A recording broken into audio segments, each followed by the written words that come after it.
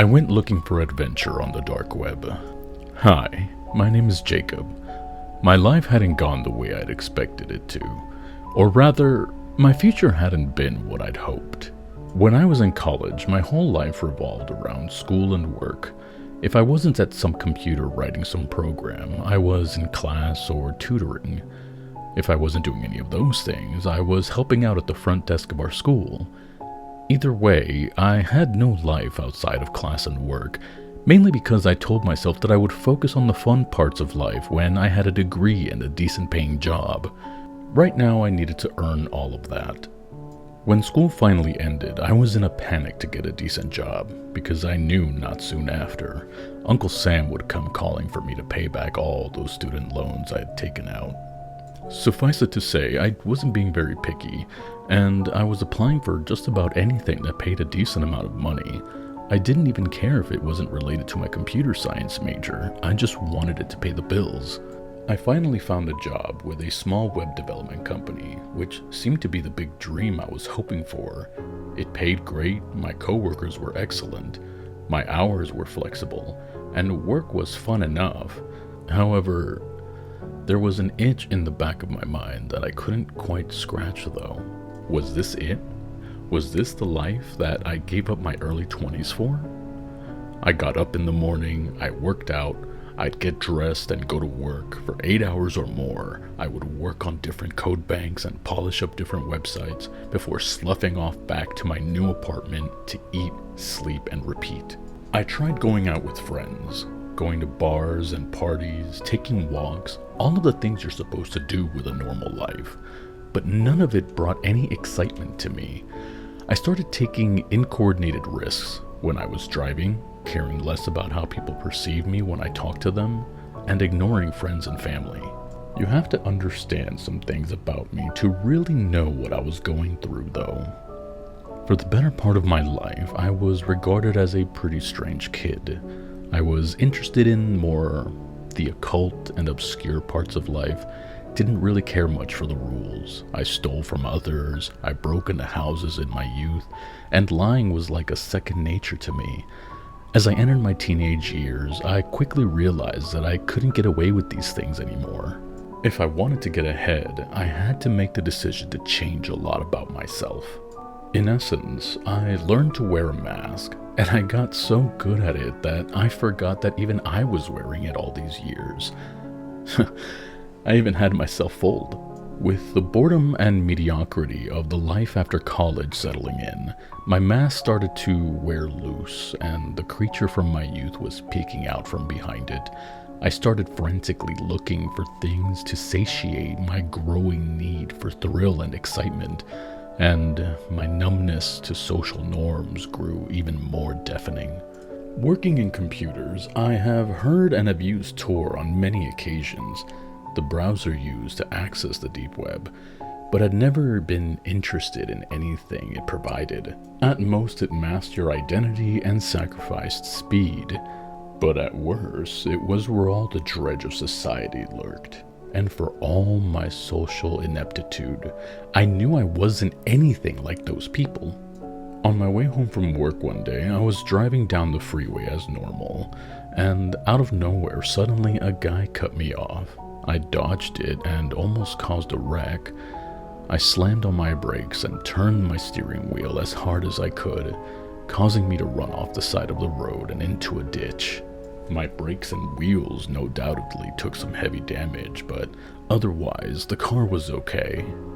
The whole experience made my heart beat like I was young again, and instead of being mad, I remember almost being excited by the thrill of it all. That's when it occurred to me that I may have some use for the deep web after all.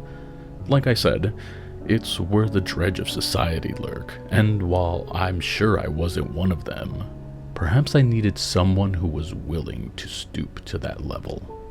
When I got home, I downloaded Tor and started researching different anonymous forums where I might be able to score a little action. To the more experienced users of the dark web, I likely came off as a newbie, going around poking his head into places that I knew nothing about, but I didn't care. all I really needed was for just one person to be interested in guiding me through the gates of this underworld. I posted a little thread here and there on any open forum I could find, looking for adventure and something that will get my heart pumping like I'm alive again, providing a recently set up email, and waited to see if I would get any replies. Many of the threads were either taken down by moderators or those that weren't found unsolicited spam, obvious virus links, and disgusting images sent to the email I had provided. After a few days of no success, I learned of a few chat rooms that I believed might be more helpful in my search. These would be live conversations, so I wouldn't have to wait for any replies, and they would hopefully be more welcoming to someone who didn't know a lot about this kind of thing. After posting my usual looking for adventure, most of the rooms would boot me, either as a newbie or believing I was a cop. But in my very last one, I received a pop-up to talk with one of the chat members privately, which I was more than happy to do. There I was at my desk, nothing lighting the room but my monitor. Sitting in the darkness, I chatted back and forth with this guy about my life, and how I wanted something more interesting, risky, and fun. He said he'd met many people who stumbled upon this chat looking for the same things, and that he always liked helping them out. We talked for days about the different adventures he'd taken his previous acquaintances on, but how each of them always wanted to return to their normal, dull lives after a bit, which left him to continue his search for that one buddy who wouldn't leave him. I'll admit, this sounded pretty stalkerish, which, believe it or not, didn't frighten me in any way, but left me more interested. I'm not naive or stupid. I was talking with someone I'd met on a random dark web chat room. At the most, he was harmless. It was some old fat guy sitting at the other end spinning me a tall web of lies. But at most, it really was someone dangerous, and I wanted to find out for myself. I wanted him to be dangerous, because therein lies the thrill, which was my vendetta after all, from the beginning of all of this little adventure into the dark web. So, I finally got up the courage to ask him if he'd ever want to actually meet up in person and go on one of these little trips, just to see how he'd react. And of course, he was more than happy to oblige. I learned that he was only about 7 hours from me, so I suggested we meet up next week, and that I didn't want to know any of the details, just that I wanted to have some fun for a few days. The days passed quickly, and the night before I was planning on making the trip, I packed a few things that I thought I might need, clothes and a few travel essentials, but also a few self-defense items, a flashlight, and several burner phones. Loading it all into my trunk, I started to get a rush then and there of what I was about to do. I was meeting with a complete stranger in the middle of the night, putting myself in danger, and had no idea what the morning hours were going to bring. I won't lie. As I drove down the dark highway road, my lights beaming in front of me, I felt more alive than ever. The dull drudgery of my job, the boring routine of my life, it all just slipped away. Night at the passing cars gave a kind of quiet and peace to my racing mind. When I got to the town of my new friend's address, I really started to feel the excitement wash over me. I had given him the number of one of my burner phones, and he texted me, "Are you almost here?" I didn't reply, as I knew I was pulling over would have just taken more time. I winded up a road near the edge of town, but definitely removed from public and prying eyes, until I saw a house a little way in the distance. Pulling into the driveway, the reality of what I was doing started to hit me, and more than excited, I began to feel a little scared. My car lights were strong, shone against a large metallic garage door, and I saw a shadow move across the bay window of what looked like a living room. I received another text. "Come on in. The door's unlocked," it said. I took a deep gulp and opened the car door. The beeping startled me, as I had forgotten to turn off the engine. Pulling the keys out, I put a few between my knuckles and stepped out of the seat, onto the dirt, shutting the door behind me. My heart was racing and my breath was becoming more labored.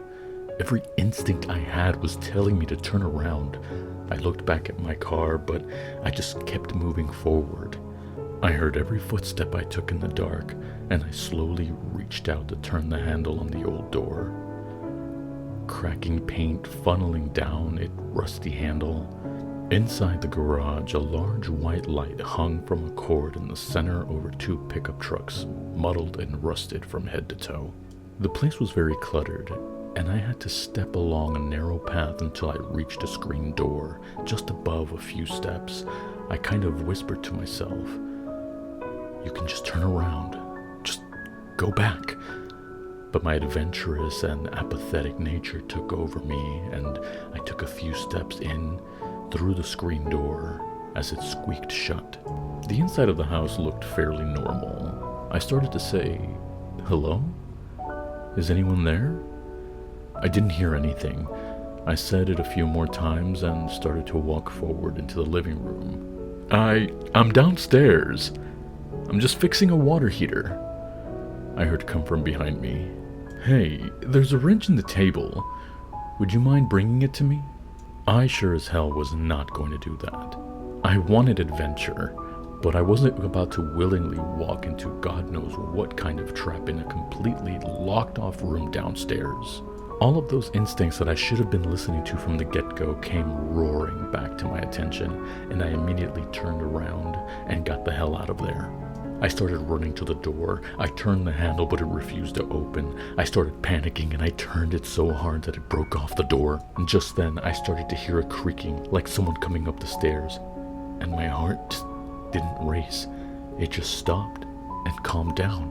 I picked the heavy thing up and prepared to fight my way out if I needed to. Those giant bay windows were another way out of this house. Quick like lightning, I ran past the door to the stairs where the voice and the creaking were coming from and slammed the door shut.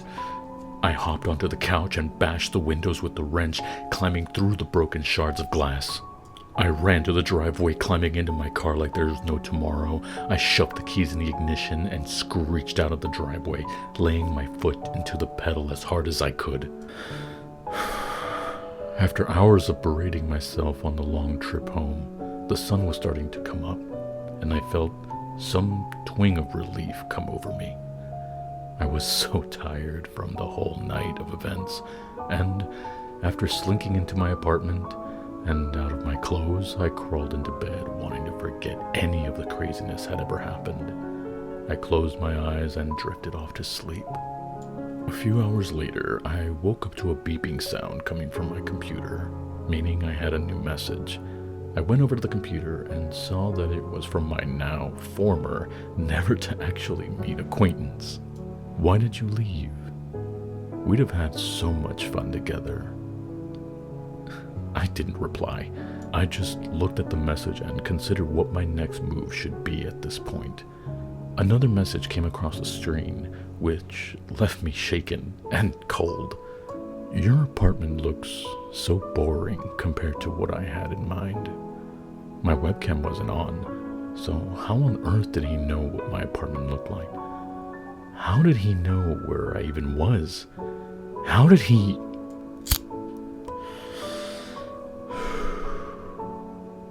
That was the last thing Jacob told me before meeting a rather unfortunate accident. My basement really was much nicer than his apartment, and I was so sad he couldn't have stayed for long. All my friends always leave me. I guess I'll just have to find another. Tell me, have you ever thought about going on the dark web? I know somewhere you might like.